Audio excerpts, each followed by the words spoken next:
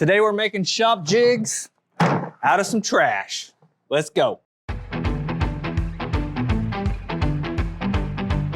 So contrary to some people's beliefs, your jigs around the shop actually don't have to have a brand name on them. Shut your mouth. Whether it's Rockler, Incra, Craig, Woodpeckers, Grizzly, whoever makes jigs, not all of the ones in your shop have to have a name brand on them. But sometimes you just want a jig and you need it now. In my case, that's what's going on right now, and I wanted to show you guys. I have a lot of jigs in my shop. I have lots of jigs that I've bought. I have lots of jigs that I've made, including ones. All those different brands, I probably have a jig that came from that company. But sometimes, for a process that I don't do very often, I'm not gonna buy a jig for that. Yes, for the ones that I do use every day, I bought an Incra one because they make fantastic tools. Now, I need to do something that's kind of specific for my needs, and that's tapering some table legs. I don't do it all that often, and when I do it, I usually just make a quick 5-minute jig, and it just so happens I'm getting that material out of the trash today, and it's gonna cost me $0. $0 for this jig, and about 5 minutes time, we're gonna taper some legs, and I'll probably just burn this thing after we're done. I'll tell you, I've made tapering jigs before. I made this tapering jig, which it works fine. This tapering jig, which had a very special purpose that I spent, I don't know, all of 4 minutes making. It works okay.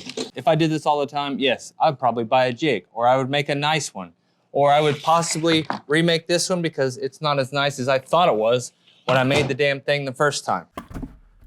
You might say, that looks like a perfectly good piece of plywood. Why would you have that in the trash? Well, it's because it is chewed the hell up. The veneer is all messed up. It got wet, it's stained. It's trash, okay? I threw it away. So I need to turn these 3 pieces into a leg tapering jig, or taper whatever you want. It doesn't have to be your legs, it can be an arm. You gotta have the piece that runs on the saw that you put your leg down onto that rides along it. You have to have some sort of fence to put on there to put your leg up against to adjust how much you want the taper to cut off. And then of course you need a little tail on the end to hold your piece up against so it doesn't slide backwards, because that's an integral part in making sure these things match. This is the leg that I want to taper. And no, I don't make my table legs out of MDF normally, but this is an exact copy of it that I'm using as demonstration for not only this video, but because Derek likes to sometimes make mistakes the first time around, so I'm making sure I do it right on this MDF before I use it on my real legs. If this is cut right, I know my wood legs will be cut right, which is very important to me. First thing, of course, I need to do is maybe cut this into something that looks a little more like a fence and less like a piece of garbage like it is now. Let's do that. I have the bottom piece that the leg sits on, I have my fence, and I have this marked out exactly how I want it tapered. I have it marked 6 inches down. That's where I want the taper to start. I don't want to taper the whole leg because there's aprons going up here. So I want it to start here. So how do I get that to start there? So just anywhere in this line, I make sure that this is lined up on our line. So it's going to cut that off. And right there is smooth where the line is. And you can see this overhangs the bottom part, so it's not going to get cut. We put our fence up against there, attach that bad boy down, and we're almost done. Lots of different ways to attach this, of course. I'm just using double-sided tape because it's fast and easy. And I want to double check mine's right even where I want. It's right on the 1/4 inch mark. I'm gonna butt this up against there. Push that down. There we go. Just need to put on a foot exactly where the position we need it is. To cut, I don't know what the hell I'm trying to say. We gotta put this piece on. And the cool part about this is once our fence is attached, we already got the angle we want. We can slide this up and down and fine tune this. If I slide it this way, it's gonna move the cut down. If I slide it this way, it's gonna move the cut up a little higher. So I wanna make sure I'm past this line on my cut. There's just a little bit sticking out there, which is gonna be perfect. So now we're ready to attach our foot. I just cut the end off of this little piece right here because it doesn't need to be that big. For this one, we're gonna take a little bit of CA glue, put it on there like that. It's a little dry fast. Butt that right up against the leg where we want it to be and glue it down. One last thing some people might be yelling and screaming is, you can't just send that through the saw with that thing just laid on there. It's gotta be held down somehow. Well, this is supposed to be made from trash, so we're sticking with the trash. The rest of the piece that we had, I cut that in half. I cut off 2 chunks of our fence that are the same thickness as our leg. I'll show you a little magic trick. We're gonna take a little more super glue and a couple of screws that, okay, I may not dig the screws out of the trash, but they're gonna be pretty crappy screws, okay? That's gonna put downward pressure against that. We have the foot on the back that's holding it so it won't slide this way.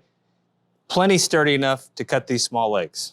Drilled some holes. I told you I'd use crappy screws, so these have been used before. Hold that tight. 2. Last thing we do is set the blade height just above the leg. Perfect.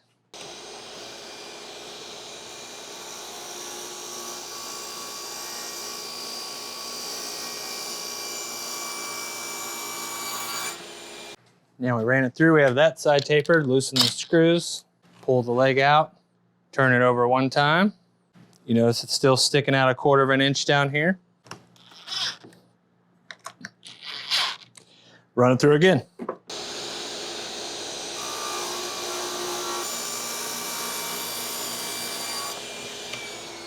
And you start to do the 3rd side, it gets a little trickier, not a big deal. So we turn it over now, because this side is tapered. If we put it all the way up against there, it's not gonna taper it because it's already got the 1/4 inch cut off there. A lot of jigs you see guys put a screw in this way and make it adjustable so you can adjust how much it tapers.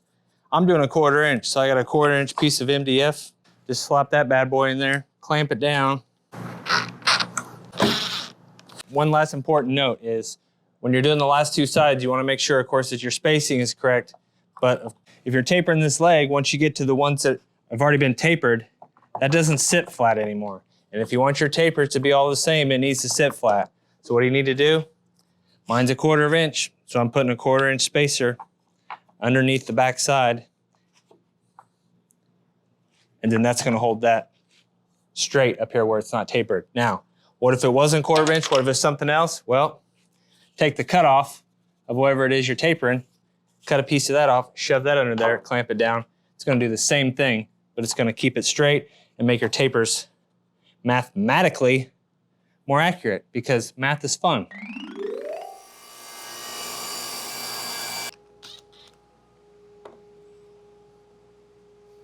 That's straight, right?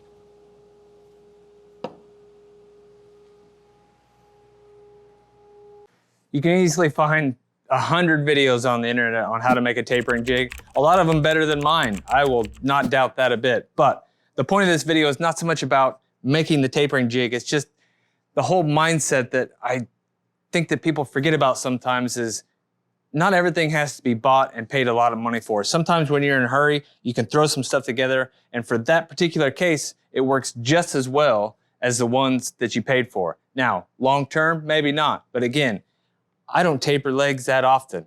And if I did, I would buy a jig for it. I would buy something that was custom made, that was very adjustable, and more importantly, repeatable, because that's typically the thing that I'm worried about the most when I'm trying to do multiple things such as legs.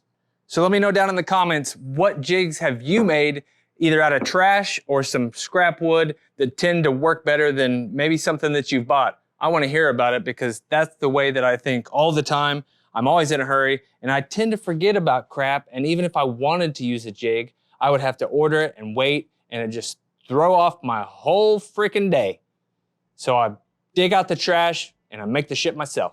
Thanks for watching, and be sure to check out some of my other videos. You might just find something that you like.